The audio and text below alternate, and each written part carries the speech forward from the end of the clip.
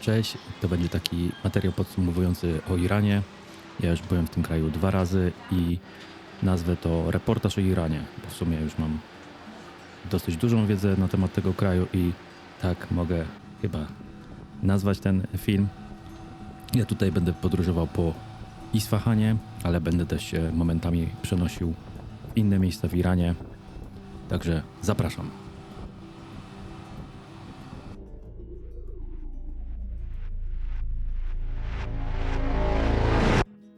Iran leży w Azji Południowo-Zachodniej, na terenie zwanym Bliskim Wschodem. To 18 co do wielkości kraj na świecie. Jest prawie 5 razy większy niż Polska. Graniczy z 7 państwami. Większość terytorium Iranu to góry. Najwyższy szczyt to drzemiący wulkan Temanwend, 5610 metrów nad poziomem morza. Są też tam rozległe pustynie, m.in. Dasht el-Lut, uznawana za jedno z najgorętszych miejsc na Ziemi. Iran to kraj o strategicznym położeniu. Leży na skrzyżowaniu szlaków handlowych między Europą a Azją. Posiada jedne z największych na świecie zasobów ropy naftowej. Kontroluje też ważną ciśnienię Ormus, jedyny szlak morski pozwalający na transport ropy naftowej z Zatoki Perskiej. Przepływa nim średnio 15 tankowców dziennie, co stanowi 20% całego światowego przewozu ropy. Jak wcześniej Wam mówiłem, Iran to ogromny kraj, dlatego podróżujemy samolotem. Lecimy irańskimi liniami lotniczymi Cash Air. Musicie przyznać, że mają piękne logo. To regularne linie, a koszt lotu to około 200 zł, więc całkiem tanio. Z racji tego, że Iran ma ograniczone możliwości handlowe z producentami samolotów pasażerskich, nasz lot obsługuje stary brytyjski Avro. Maszyna pamięta jeszcze czasy, kiedy palenie na pokładzie było dozwolone.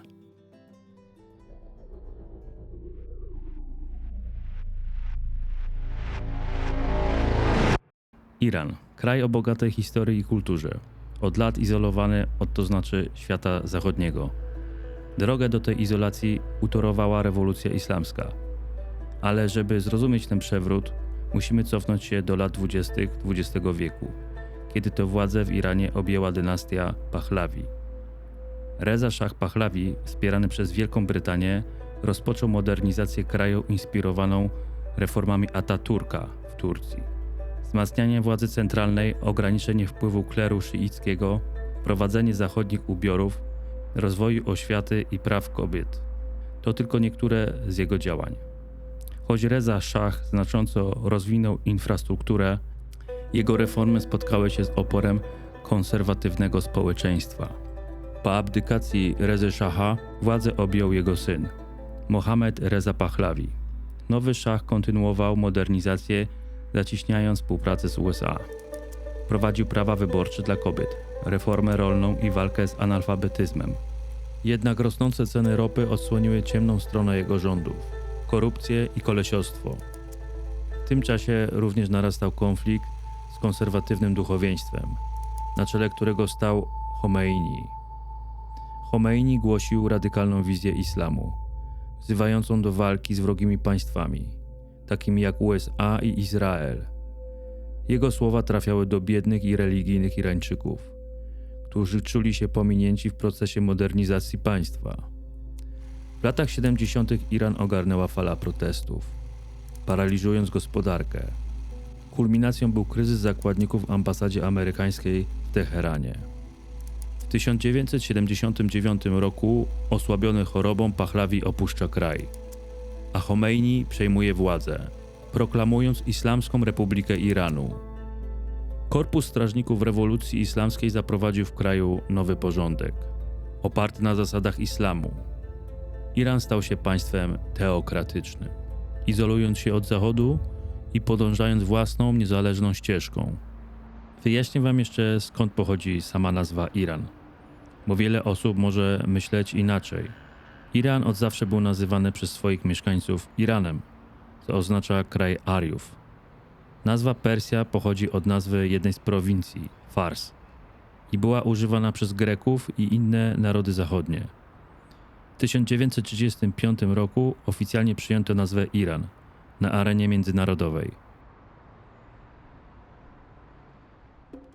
Rzeczywistość na pierwszy rzut oka w Iranie wygląda normalnie. Są lotniska, są piloci, są stewardesy rozdające poczęstunek, tak jak w innych krajach. Jednak przykład poczęstunku w samolocie może ukazać pewne subtelne różnice, jak chociażby brak alkoholu. W Iranie oficjalnie obowiązuje zakaz spożywania alkoholu.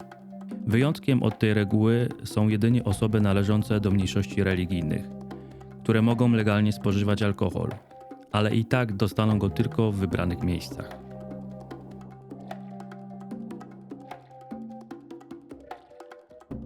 Lądujemy w Isfahanie. W XVII i XVIII wieku Isfahan był stolicą Persji. W ciągu swojej historii Iran miał kilkanaście stolic. Ich częste zmiany były spowodowane nieustannymi walkami o władzę, najazdami wrogów, a także chęcią nowych władców do zaznaczenia swojej potęgi, wybierając nowe centrum dla swojego imperium. Zawsze fascynuje mnie ilość i wielkość rzeczy, jakie Irańczycy zabierają ze sobą do samolotu.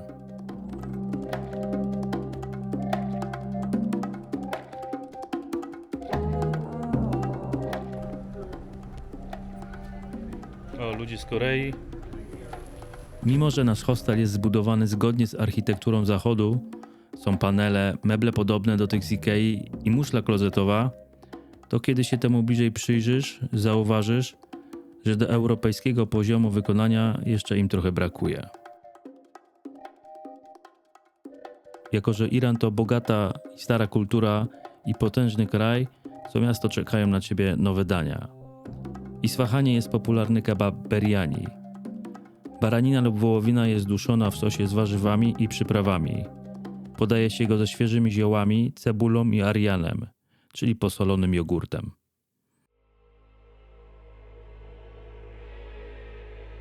Jesteśmy na placu Imama, znany również jako Naksh-e-Jahan. Będzie łatwiej po polsku, to znaczy wizerunek świata. To jeden z największych placów na świecie. Plac o wymiarach 512 na 159 metrów jest drugim co do wielkości placem miejskim na świecie, zaraz po placu Tiananmen w Pekinie. Po środku placu znajduje się basen i fontanna. Monumentalne budowle otaczające plac to m.in. meczet Imama, jeden z najpiękniejszych meczetów w Iranie, meczet szejka Loftollaha z piękną kopułą i bogato zdobionym wnętrzem oraz pałac Ali Kapu z imponującym balkonem, z którego roztacza się piękny widok na plac.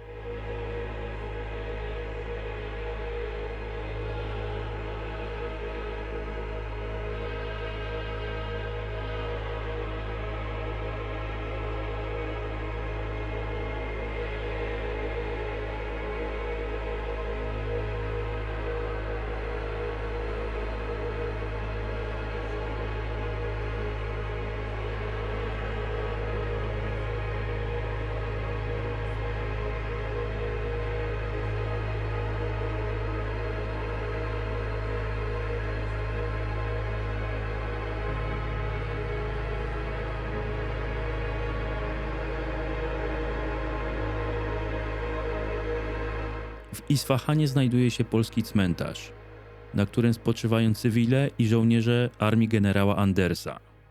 Armia ta została utworzona w ZSRR z Polaków, którzy byli zesłani do więzień i łagrów. Następnie ewakuowano ich do Iranu, skąd później żołnierze przeszli do Iraku, Palestyny i Egiptu.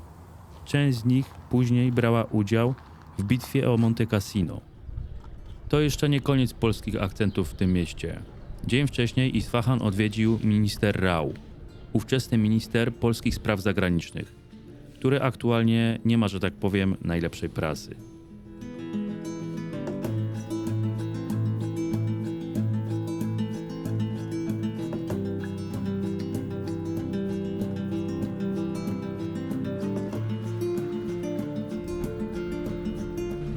Isfahan to takie bardziej europejskie miasto. Tutaj wszystko wygląda bardziej dla człowieka. Nawet są takie miejsca, gdzie można przyczepić rower. Jestem na moście 33 łuków, tak się nazywa ten most. Jak ja tutaj byłem w sierpniu, 4 lata temu, to tutaj nie było rzeki, to znaczy tej wody nie było, bo kiedy jest sucho, nie ma Nie ma tej rzeki. A dzisiaj na szczęście jeszcze jest. Fajnie to wygląda. Tutaj nie mogą wjeżdżać samochody i motory chyba. To jest kolejny przykład, że to jest takie miasto bardziej dla ludzi, a nie jak Teheran czy inne miasta nastawione na motory czy samochody. Most 33 łuków, znany również jako Siosepol, co w języku perskim dosłownie oznacza 33 łuki. To arcydzieło architektury islamskiej, zbudowane w XVII wieku. Jest też popularnym miejscem spotkań lokalsów. Można tutaj zapalić galian, czyli fajkę wodną. Uwaga, nie mówcie tutaj na fajkę wodną shisha, dlatego że w Iranie shish to slangowe określenie na metamfetaminę, za którą grożą surowe kary. I tutaj dochodzimy do kolejnego problemu w Iranie, czyli używek. Iran ma jeden z najwyższych wskaźników uzależnień na świecie. Narkotyki są tu kulturowo akceptowalne, szczególnie marihuana i opium. Są one uznawane za mniejsze zło niż nieczysty alkohol zaczerpnięty z zachodniej kultury.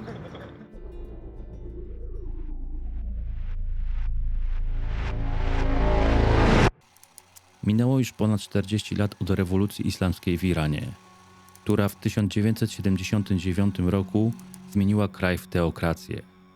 Oznacza to, że władzę sprawują duchowni, a najważniejszą osobą w państwie jest najwyższy przywódca, zwany też najwyższym prawnikiem muzułmańskim, co daje dużo do myślenia. Po rewolucji pierwszym przywódcą, jak się domyślacie, został Chomeini, a po nim Ali Khamenei. Najwyższego przywódcę wybiera specjalne zgromadzenie religijnych uczonych, a jego władza trwa do końca życia. Zaraz po rewolucji w Iranie zapanował chaos i zamieszanie. Wprowadzono bardzo surowe prawa oparte na religii, ograniczając wolność ludzi. Z czasem sytuacja się uspokoiła, a władza podzieliła się na dwie grupy.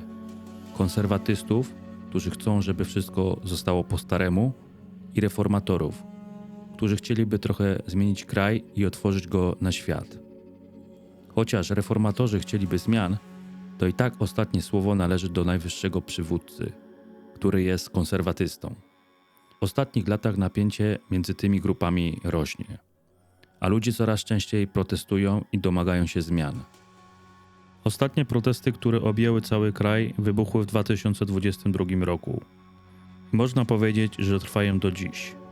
Iskrą, która je zapoczątkowała, była tragiczna śmierć Mahsy Amini, młodej Kurdyjki aresztowanej i pobitej przez policję za nieodpowiedni strój.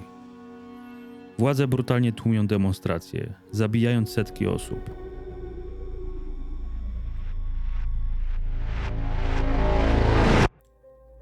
Konflikt między USA a Iranem przypomina telenowelę, która trwa już od dekad. W latach 50. Amerykanie wtrącili się w irańską politykę, pomagając obalić demokratycznie wybranego premiera. Potem była rewolucja islamska, zajęcie ambasady USA i wojna z Irakiem, w której Amerykanie wspierali Irak. W 1988 roku doszło do tragedii, gdy amerykański okręt wojenny zestrzelił irański samolot pasażerski, zabijając wszystkich na pokładzie. W 2020 roku Amerykanie zabili irańskiego generała Qasema Soleimaniego, dowódcę elitarnych sił Quds. Był on ważną figurą w Iranie. Incydentów było dużo więcej, ale nie starczyłoby mi godzin, aby o wszystkich dokładnie opowiedzieć. Patrząc na konflikt szerzej, Iran jest aktywnym graczem w regionie. Wspiera reżimy i siły zbrojne Syrii, Iraku, Libanie i Jemenie, jak i grupy terrorystyczne Hezbollah i Hamas. USA obawia się o destabilizacji w regionie, a później na świecie.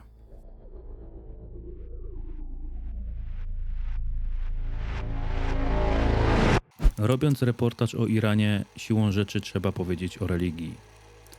Dominującą religią w Iranie, tutaj was nie zdziwię, jest islam, który wyznaje około 99% populacji. W przeciwieństwie od większości krajów muzułmańskich, w Iranie dominuje szyizm. Konstytucja Iranu uznaje 3 mniejszości religijne: chrześcijan, zaratusztrianizm i, tutaj się zdziwicie, Żydów. Jednak w praktyce mniejszości religijne spotykają się z ograniczeniami i dyskryminacją. Islam ma głęboki wpływ na życie społeczne, o czym mówiłem wam wcześniej. A prawo islamskie, szariat, jest podstawą systemu prawnego. A co z ateizmem, zapytacie? Oficjalnie ateizm nie jest uznawany, a porzucenie islamu, apostazja, jest karane śmiercią. Kara śmierci grozi również m.in. za cudzołóstwo i kontakty homoseksualne. Są też tam osoby, które tego wszystkiego pilnują, jak policja religijna i sądy religijne. Także niewesoło.